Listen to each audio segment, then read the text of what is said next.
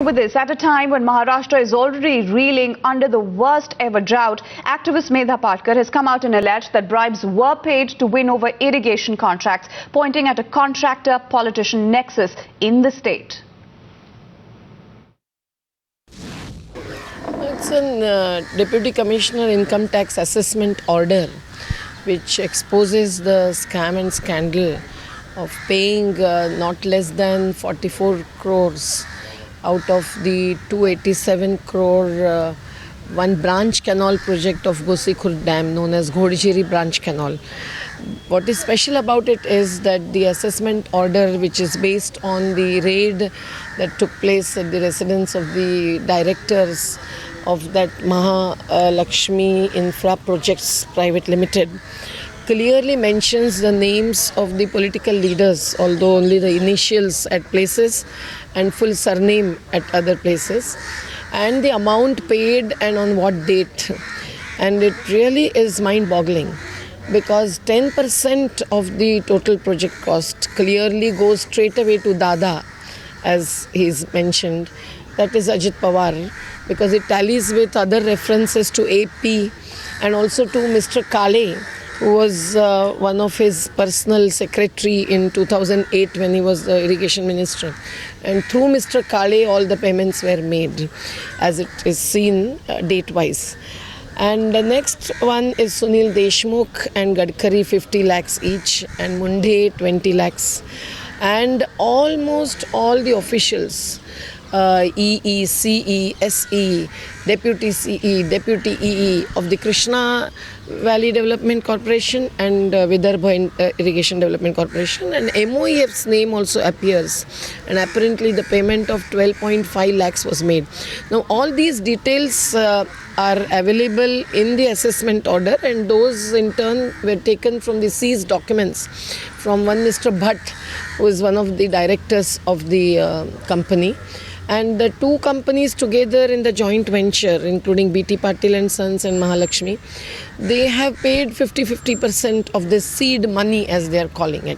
So the whole practice in every project, that is to pay everyone who is a tendering authority, who is a bidding authority, who is a sanctioning or clearing or monitoring authority, is bringing in vulgar kind of corruption and also distorting the whole project planning process at the cost of quality, at the cost of time-bound project planning, etc., etc.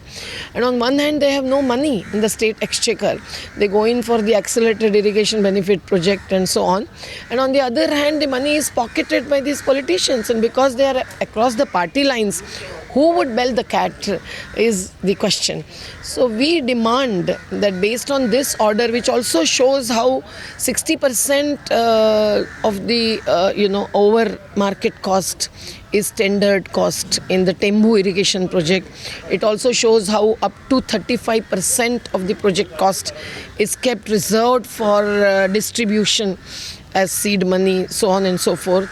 And it also shows how the conversion amount and billing amount, etc., are the terminologies with which certain, large percentage of the project investment is reserved and distributed amongst the decision makers. So it's very obvious that this is what is happening in every irrigation project, and the CAG report exposes a part of it, but not to whom how much has gone. And this particular assessment order is still pending under investigation over years with the income tax appellate tribunal, where it has gone this year. But that also cannot take care of the whole political scam and economic scandal. We feel that a commission of inquiry under the Commission of Inquiries Act 1952 must be appointed to look into various projects, including this particular SSC, and then that terms of reference should be to get an SIT as a modus operandi, special investigative team, also to get assistance from the various governmental, semi-governmental agencies like EOW, SEB, Directorate of Enforcement. And the terms of reference must also include looking into any and every project over last 20 years. This is possible unless this commission is chaired by a really honest, corruption-free a former judge of High Court or Supreme Court. Merely Madhav Chitle or another bureaucratic committee is not going to take up this matter, and the culprits will not otherwise be punished. So I think we all must push for that. Today, CAT has come out with the reports 1,000 crores, the cost, which is overrun 40 years down the line.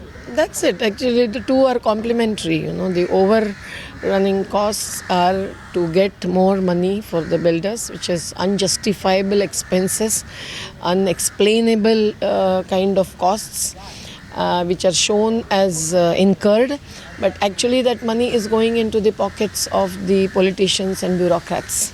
And that's why it's neither coming to the state exchequer nor is it going into implementing the projects in a time-bound manner with the best of quality and the best of results.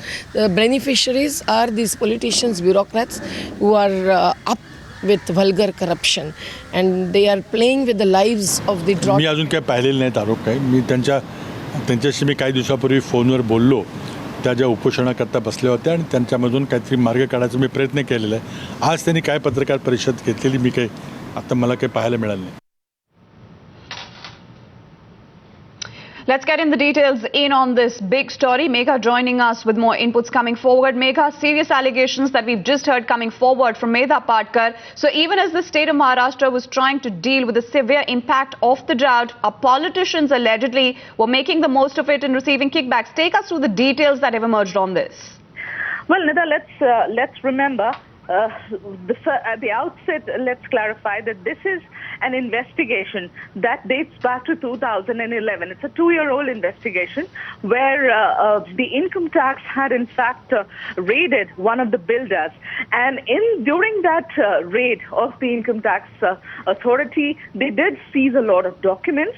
One of the documents, of course, was this noting in a diary, which, of course, Ms. Medha Patkar has now, given out to the media. But why it becomes a lot more important is that the income tax authority themselves have used this particular noting. They have used it in their assessment report, which is the final assessment report of this particular assessee.